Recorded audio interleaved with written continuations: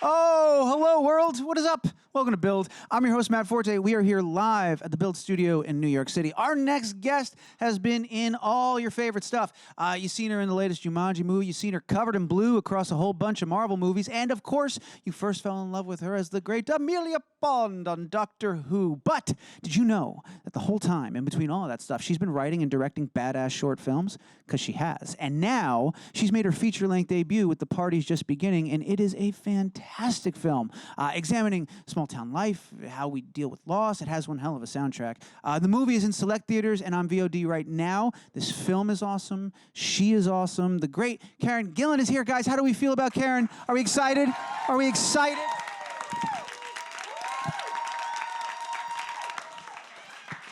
That's right. Woo indeed, my friends. We'll bring her out here in just a second. But first, I believe we have a trailer for the flick, so let's go ahead and run that clip. Lucy, you're looking a wee bit puffy at the moment. What? The bags under your eyes are starting to dominate. Now, a town like this tends to lend itself to an overactive imagination. Why are we settling for such blatant banality? I like it. What do you think? I think it's sensational. Join me in starting a new existence within ourselves. Come on, huh? Who's with me? You drop shite. Well, you're lost. You don't have any hobbies. I know about cheese. Worst of all, you don't have a boyfriend. Morning, miss. Worst of all, Just worry about you.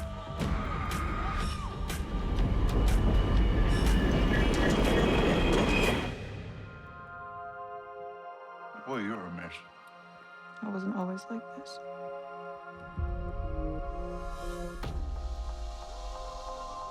It's coming up for a year now. To California. Got a massive fridge. A therapist. Earth to Lucy. Sometimes it feels like the world's gone deaf. I can't tell if they can't hear me or they're ignoring me.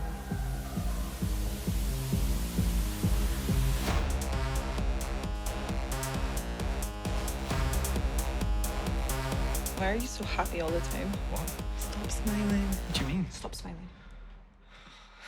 Stop smiling. I'm not. I can offer you a life more magic than any mushroom ever picked. It's all there for us in our heads. The secret to a perfect existence.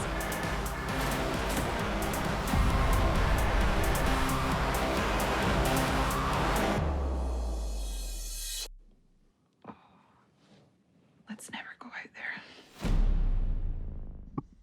Ladies and gentlemen, ridiculous amount of noise. Karen Gillan. It's Karen Gillan right here. Hello.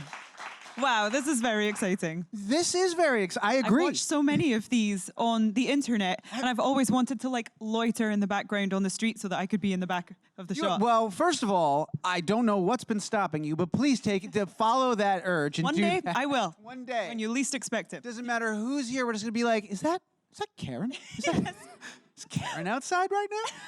It's going to be fantastic. Well, congratulations on this film, Thank you. on being here and not loitering on the other side of the window, but rather being here in the It's chair. much of better on course. this side. Well, there's heating in here. Yeah, Exactly. It's very cold outside. I am so excited to talk to you about this film, about this project. It's a wonderful film. You did a fantastic job. You should be super proud. you. You really should. But before we get into that, how are you doing? How's life right now? How are you holding it? How's press going? How's everything going? It's going great. I mean, yeah, I'm sort of feel on top of the world because I get to, put my movie out into the world. Yeah, that's the crazy thing, right? Like this week, it's out. It's in the wild. It's now. out. You can watch it. You can judge it. It's a double-edged sword. True. Good with the bad. People can judge it, but mostly it's getting judged really well. I will say that. Have you not been paying Thankfully. attention to that? Do you stay away? I have been trying to stay off the internet a little bit just out of pure fear. However, I've been seeing like a few of the responses and it's been really positive.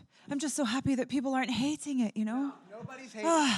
I can tell you that. I've been to the other side. I can come back and tell you nobody's hating it. I won't give you a number. I'll tell you this. Certified fresh. Rotten Tomatoes. Oh, yeah. that's exciting. Still fresh. Still fresh. Not that that matters. I mean, it does and it doesn't. It doesn't matter until you're fresh, and then it matters. Right? Then it matters. Then it's the most important thing in the world. Well, like I said, it's a great movie, and rightfully so. Nobody's hating it. Let's get into it. I'm really excited to talk to you all about it, especially the writing bit. You know, I had read a thing somewhere that said that this was a long time passion project of yours, and I'm curious. You know, was this a story that you had kicking around in your head for a while, or were you sort of serendipitously inspired when you went home for the first time? Like, where did this start? Where did the seed get planted? Well, so I wrote the script about 6 years ago when I was like filming other things and I was acting in other projects. So it would be like my little side project. And it all began because I read a statistic that the suicide rates in the Highlands of Scotland, where I'm from, are significantly higher among young men than the rest of Scotland. And I was like, why? It's so beautiful. It's idyllic. It's picturesque. Like, why is this happening in this part of the world? And so I just decided I wanted to explore it in a movie. However, I wanted to write something from a female perspective, naturally. And so that's why the lead character is a female, kind of coping with those kinds of incidents within the town. Sure. You were working on other things. This was sort of like your side project. As you look back and watch this film now, do you see if you were sort of subconsciously influenced by whatever you were working on at the time? Do you see like little things Which like was Guardians of the Galaxy. So yeah. That is folded all throughout this. Yep. That is I mean, not that I'm aware of, but like, of course, I would have been influenced by at least the directors I was working with, and just like picking up so many amazing tips on how to be a director. I've been so fortunate to work with some of the best directors in the industry, and so I've just been kind of like taking little pieces from each of them and forming my own style. You know, any of the script pages have a rogue blue thumbprint just from that time where you were just working in between positive. takes? Yeah. Oh, that blue gets everywhere. Oh. You know, one of the things that I was mentioning briefly in the back, and I mentioned in the introduction, is that you've done these really cool short films that are out there. Yeah, for sure. And one of them in particular, Conventional, that I was able to find on YouTube and I was watching, there's a little something that I kind of like a trick that we see here in the opening of the film, and maybe it's just me looking for stuff here, but like I feel like you're really comfortable and really good at monologuing and getting like these great like stretches of like these monologue moments. Is that Self-indulgent actor. Yeah, there it is. Not at all. But is that a type of style or a writing that you're comfortable with, or that's like a part of your tool belt? Like, you know, like I can get a great monologue in here. I know how to write those. I just love a good monologue. You love a good monologue. I mean, from an actor's standpoint, I mean, there's nothing. I mean, no, there is something more fun, which is a back and forth dialogue with another person. That's my favorite as an actor. But like, just a good breakdown monologue is one of my personal favorites. Just watching someone spiral without even really talking to anyone else in the middle of it is, I just love it. I love performing it. I love watching it. And so I hadn't noticed that I put it in both of my films until you pointed that out. Well, I mean, it's not like an overt, like, oh. No, this it's thing. It's just kind like of a cool cool. little, yeah. It's I will a cool keep little doing thing. it. Yeah, you should. You're very good at it. Oh. Yeah.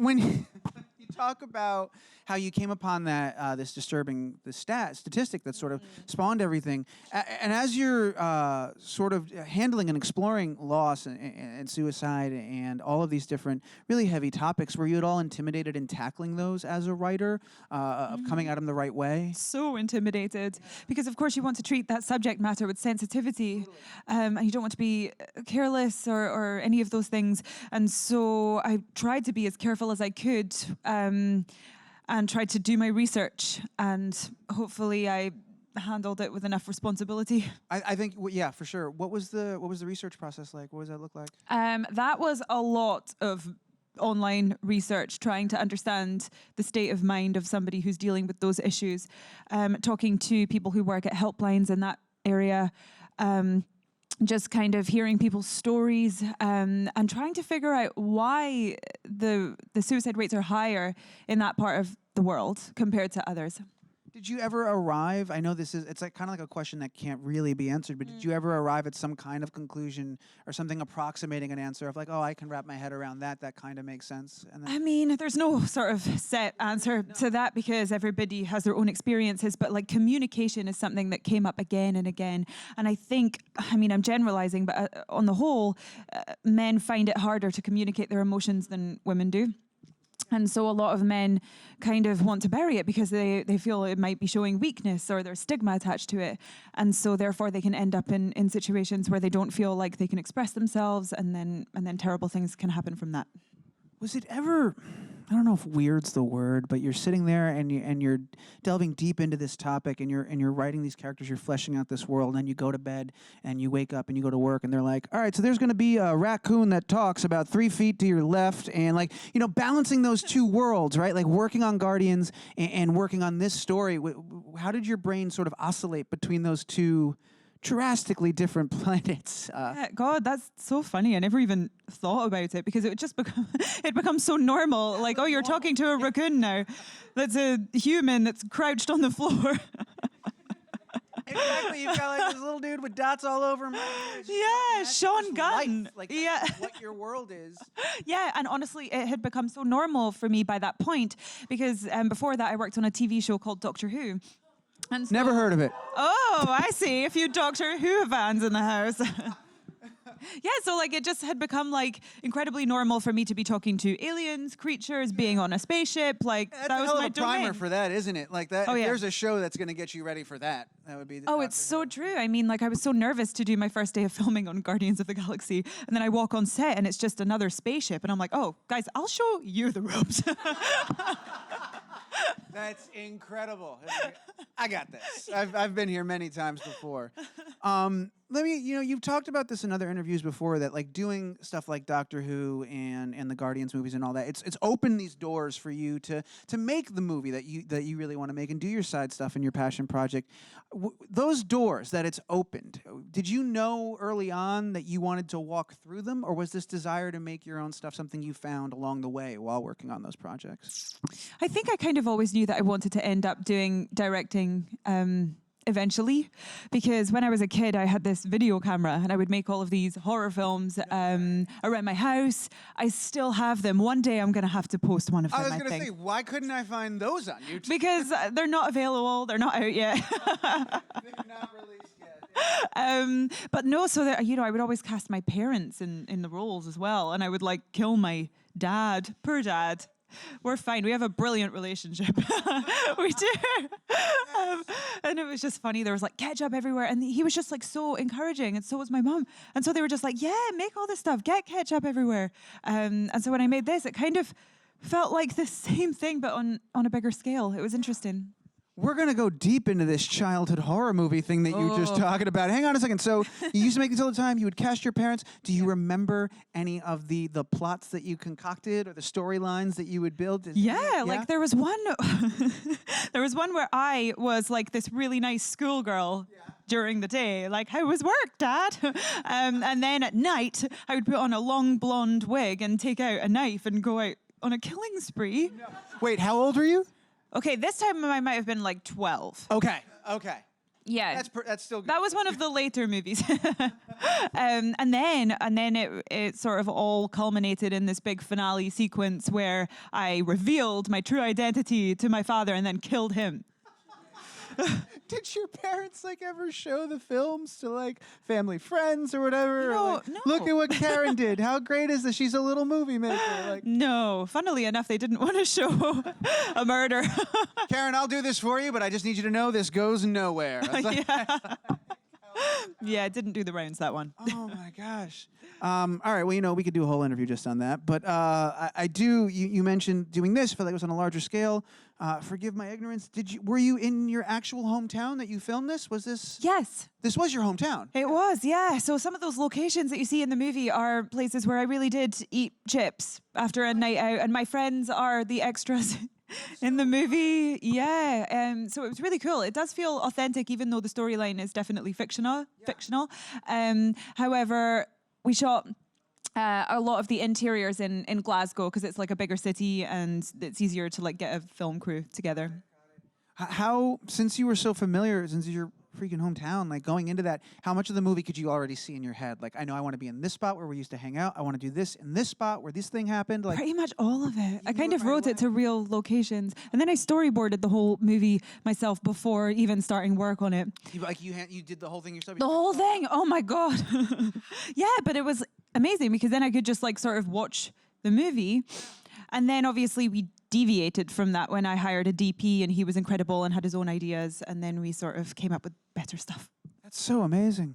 What would you say, other than Lee Pace, what did you bring with you from those big projects that you've done? You mentioned briefly earlier getting to see the other directors and see the other, but like watching how something of that scale, say Guardians or any of the Avengers films, and seeing something like that operate, what did you bring with you when you were on your set? Did any of that transfer, or is it just too different a world? That's an interesting question because it is totally different because they're giant, huge movies, and then this was the tiniest movie ever. It was a 3-week shoot. Wow. Mad rush. And we didn't have any of the lovely perks that the big movies have. However, ultimately it felt like the same thing. Like when it came down to it, somebody shouted action. Oh wait, it was me. I like forgot because I don't usually do it. And then we were like somebody. Oh wait, I did that. And then it was kind of the same. So I feel like I must have taken a lot of my experiences from those movies, and definitely from the directors I've worked with, like James Gunn and Jake Kasdan and the Russo brothers, like just all of these amazing people that I've come across and kind of learned from. Yeah, you kind of have like a front row seat to like a master class to some of the. It's amazing. I get to shadow the best ones. Yeah, exactly. You're shadowing some of the biggest names out there doing the biggest projects. It's hard not to absorb something. Of course. You just mentioned how there was a name. Oh, that's right. It was me. Did that happen often on the set where like you had to do something that was directory, but you didn't remember that you were the director? Like you were like, oh, right, that's my must have job. done. Yeah, because I'm so used to being an actor and having someone to turn to and be like, is that okay? But there was no one. I had to ask myself, was that okay? Yes, it was. That was brilliant, in fact. You're so good at this. Great job, Karen. Well done. We should do that again tomorrow. Keep back and forth with yourself. Yeah. What about Lee? How'd you get him involved in the film? It's so amazing. I can't believe I got Lee Pace. Right? He's so amazing. How did that even come about? Was that pretty simple, straightforward? Yeah, I think so. So we'd worked together on Guardians of the Galaxy. We were bad guys together. Yeah. And I needed someone to play Dale, and I was like, we're running out of time. And then I thought, Lee Pace would be so amazing, but he'd never do it in a million years. So then I just sort of texted him, and I was like, would you be interested in this tiny movie in Scotland with me? And then he read the script and said yes. And then he just came to Scotland. And honestly, it was like one of those moments where you're like, I can't believe that worked. It's pretty amazing. Yeah, you guys are great in this film. I'm getting the signal that we're going to need to turn it to audience in a second, and I wouldn't dare take away from your time. However, I'd be crazy not to talk about one of the things that really stood out. Maybe it's because I watched it with headphones or not, but the sound on this film and the use of music and the use of sound. There's a scene in particular that I'll talk about without spoiling too much, but there's a creaking noise after she observed something, creak. Right? And the creak, the way you use that to kind of like keep what she just saw sort of lingering with her, and the way it kind of comes back and recalls memories for her, and then she like runs to drown it out with the music. It's freaking amazing. I love that whole sequence. So cool. And I'm curious, not just that sequence specifically, but for you as the director, as the writer, what was your approach? How important was sound to you? How much of that did you have to construct and find as you were making the film and coming up with these different moments and sequences? It was incredibly important to me, and those creaks were in the script. So it was already a decision that I just thought of, and I don't know where it came from, but I thought this is going to be cool. Yeah, so I'm glad you liked it. It was really cool. It was just a really neat way, again, to use sound to keep an emotion going and keep a vibe going. Yeah, the it's a fun tension builder. Amazing. Yeah, you used music to build a lot of tension and a lot of great ways. That was our amazing composer, Kreng, a Belgian composer.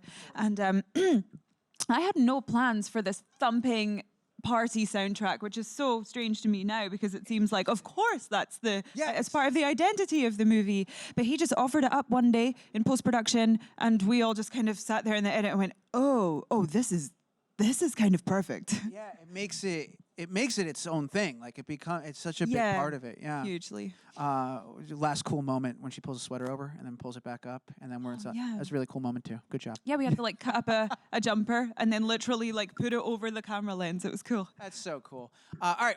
So one last thing, because I wouldn't be doing my job if I didn't bring this up. All right, here we go. And I'm sure the audience will as well. Now I know you get this everywhere, and I know you can't say anything. Okay? Is it Avengers? Maybe it is, maybe it's not. Here we go. Here we go. All right, so the trailer just dropped. We all know that we can agree on. So I got to ask you something, and here's what I will ask you, because I can't ask you about the film, and I can't ask you about the story. Why would I want to know any of that? What I want to know is you, Karen, as a person, when something like that happens, we all get very excited. Do you get excited too, or do you dread that now I've got to go out and tap dance around all these questions that I can't answer? Like, what is your emotion when a big trailer like that drops or a big reveal happens? How do you feel about it? Just as excited as everybody else. Yeah, because I haven't seen it until it, like they don't show me in advance. So I'm like, oh my God, is Nebula in it? That's probably my first reaction. Did I make it? Am I there?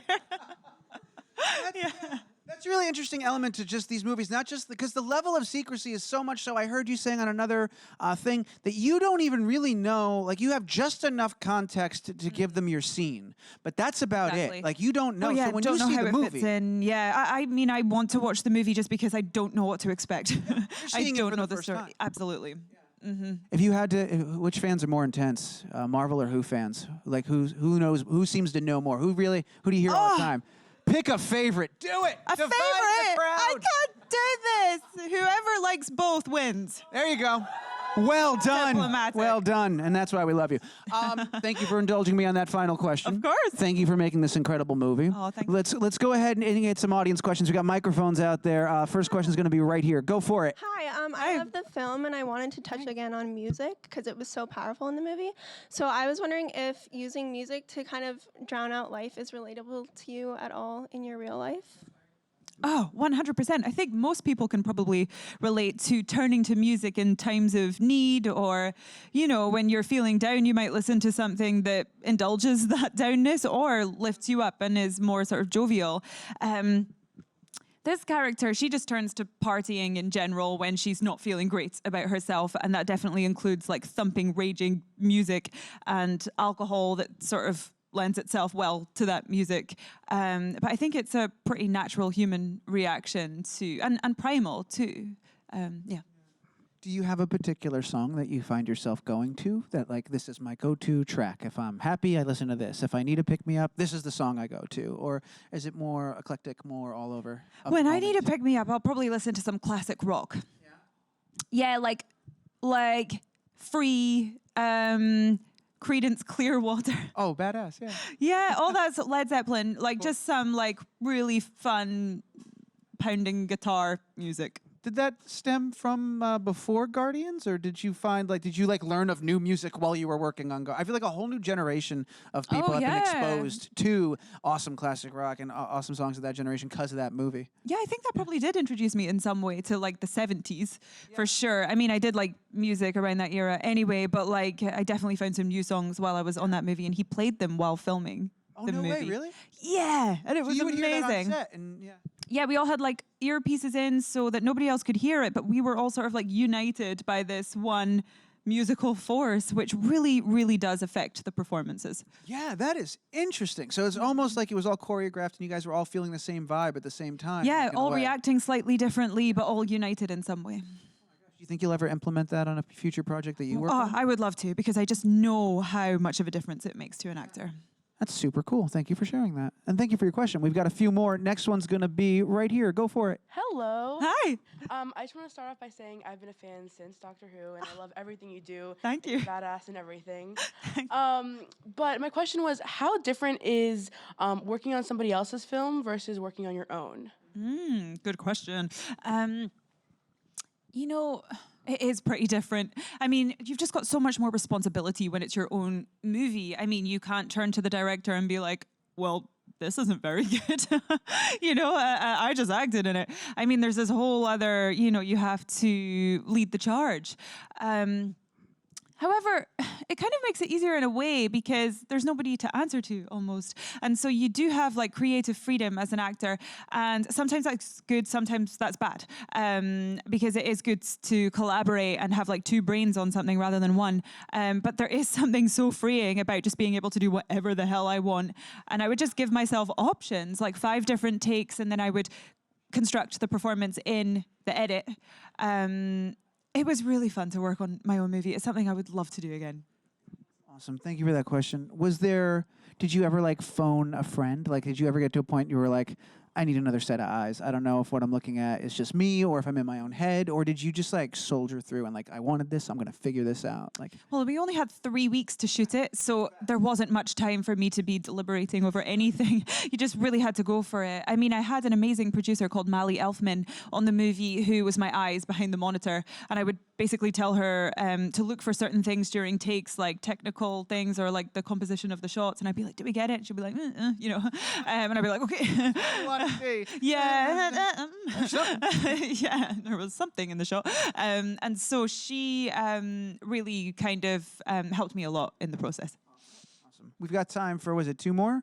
We're going to do 2 more questions. Next one's right here in the middle. Go for it. Hi, I have a question from my friend Karen, who couldn't be here today, but she admires you so much, as we all do. Thanks, Karen. So could you touch more upon your actual experience on set, being both the director and the actor, and, you know, like you said, what it means to say action and then throw yourself into the scene, and how you dealt with all of that? Yeah, I mean, it was multitasking to the highest degree. I mean, because you're thinking about the shots, you're thinking about the overall story and where it fits in, and you're thinking about your own particular performance. And it felt kind of natural in a way. Like, it didn't feel like as overwhelming as I expected it to. But there is a weird moment when you realize, oh, I need to shout action, or you can have someone else do it. And so I'd be like intensely in a scene, and then I'd be like, okay, cut, and I have to like come out of it for a second, and then think about the technical, and then back into it. In terms of acting, like, there was a couple of times where I had like some crying scenes, and I found it really difficult to tap into it, which is something I haven't experienced too much before, because I'm usually like really getting in the zone for a while, and I didn't have that luxury this time. And so I actually couldn't cry. I remember like shouting to the whole crew, I'm too happy, I'm directing a movie. I can't cry. And then there was nothing we could do, like nothing was happening. So I yelled out, the movie's been canceled. And yeah. You're like, got it, roll. That's all I need. Yeah, yeah, just full tears. I actually ended up doing reshoots for myself. And that's the beauty of being the director. You can be like, you know what, we'll just get this another day. That's pretty wild. Did it take you time to find the confidence to be like, you know what, it's not going to happen right now? Like, were you in your head at first of like, I've got to do this? Yeah, I mean, I really tried. Yeah, I really tried. And when I realized it wasn't going to happen, of course, there's that element of disappointment in yourself. Like, why couldn't I do this? But in retrospect, of course, it's because I was, all over everything, and my head wasn't focused on just the acting. And so it was really it's hard to just cry on cue, especially when you're that happy. Yeah, in such a joyous moment. Yeah. Great question. Thank you. And we're going to do one more. We've got one final question, and it is right here. Hi. Hi. So I was wondering if you had any advice for future filmmakers, because I know you are a woman in the film industry, and it's really inspirational to see a strong woman direct and write her own stuff. And I know I want to go into film, so I was wondering if you had any advice. Do it.